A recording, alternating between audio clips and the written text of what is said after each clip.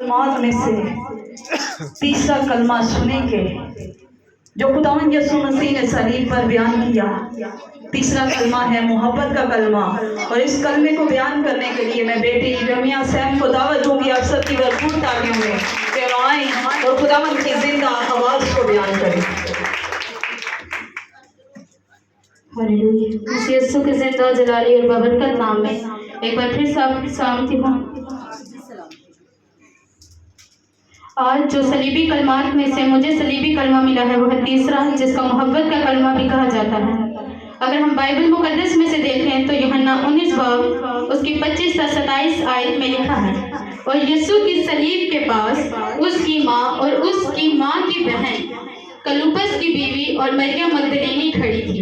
यीशु ने अपनी माँ और उस शागिर्द को जिससे मोहब्बत रखता था पास खड़े देख कर कहा, ऐ औरत, देख तेरा बेटा ये है। फिर शागिर्द से कहा, देख तेरी माँ ये है। और फिर उसी वक्त वो शागिर्द उसे अपने घर ले गया। पाक कलाम का पढ़ा और सुना जाना हमारे लिए बाइस बरकत हो। आमीन। ऐ औरत, अब इस आयत में हमें दो बातें बयान करने को मिलती हैं। पहली, ऐ औरत, कि यीशु मसीह ने अपनी ही सगी माँ को ऐ औरत क्यों कहा, और दूसरी बात ये कि यीशु मसीह ने अपनी माँ की जिम्मेदारी सिर्फ यूहन्ना आरिफ को ही क्यों दी, जबकि यीशु मसीह के तो बहुत से शागिर्द थे। अब इस बात पर हम गौर करते हुए देखेंगे, ऐ औरत, ये लफ्ज ना तो बुरा है ना ही से कहना कोई उज्र है। आज से अगर 2400 साल पहले देखा जाए तो यहूदा के ज़माना में जो यूनानी, इब्रानी, लातीनी और अरामी ज़ुबान को अच्छे तरीके से जानते थे, इन चारों ज़ुबानों में ए औरत का मतलब ए मोअज़्ज़िज़ औरत या ए खातून था। लेकिन ये अल्फाज सिर्फ उस औरत के लिए इस्तेमाल होते जिसको ना हम जानते हों ना पहचानते हों। लेकिन मुकद्दसा मरियम तो यीशु मसीह की सगी माँ थी। यीशु मसीह ने न सिर्फ सलीब पर मुकद्दसा मरियम का ए औरत कहा, बल्कि जिस दिन यीशु मसीह ने ज़मीन पर पहला मुआज़ा काना गलील में किया, उस वक्त भी यीशु मसीह ने अपनी माँ को ए औरत कहकर मुखातिब किया। और जिस दिन से यीशु मसीह ने खुदा के काम को ज़मीन पर पूरा करना शुरू कर दिया, उस दिन से यीशु मसीह ने अपने घर से और अपने घर वालों से रिश्ता ख़त्म कर दिया। अब दूसरी बात कि यीशु मसीह ने यूहन्ना आरिफ को अपनी माँ की जिम्मेदारी क्यों दी। अगर देखा जाए तो यीशु मसीह पर जैसे जैसे मुसीबतें बढ़ती रहती थीं, उसी तरह यीशु मसीह के शागिर्द भी उनसे दूर होते जाते थे, उन्हें छोड़ते जाते थे। एक यूहन्ना आरिफ था जो यीशु मसीह की सलीब तक यीशु मसीह के साथ रहा, और इसी के साथ जब यीशु मसीह को एक रात में 6 अदालतों में ले जाया गया, 3 मजहबी और 3 सियासी अदालतों में, तब भी यूहन्ना आरिफ यीशु मसीह के साथ साथ था। इसी तरह यीशु मसीह ने यूहन्ना आरिफ को वफादारी देखकर उसे इनाम के तौर पर अपनी माँ दे दी। यीशु मसीह चाहते थे, जानते थे कि वो अब इस दुनिया से जाने वाले हैं, उनके बाद उनकी माँ का ख्याल रखने वाला कोई नहीं है, जबकि मुकद्दसा मरियम उनके जिस्म को इस दुनिया में लाने का सबसे बड़ा जरिया थी। उनके जिस्म की, उनकी पैदाइश का सबसे बड़ा जरिया मुकद्दसा मरियम थी।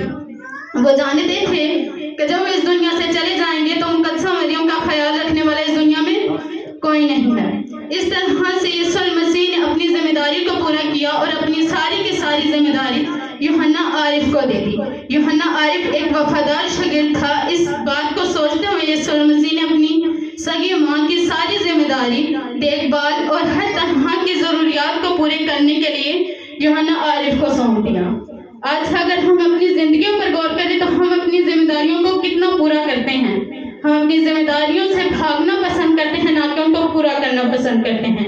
यीशु मसीह के ज़माना में एक पहलौठा बच्चा रखा जाता था। माँ बाप एक बच्चे को सबसे ज़्यादा प्यार करते थे, ताकि जब वो बूढ़े हो जाएं और कुछ करने के लायक ना रहें, तब वो पहलौठा बच्चा उनकी जिम्मेदारी को पूरा करे और उनका ख्याल रखे।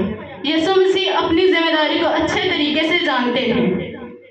यीशु मसीह जानते थे कि उनके बाद उनकी माँ का ख्याल रखने वाला कोई नहीं है, इसीलिए यीशु मसीह ने अपने पहलौठे होने का फर्ज अदा किया, और इसी के साथ साथ उसकी वफादारी को भी नज़रअंदाज ना करते हुए, उसकी वफादारी का इनाम देते हुए अपनी माँ की जिम्मेदारी को भी पूरा किया और उसकी वफादारी को भी पूरा किया।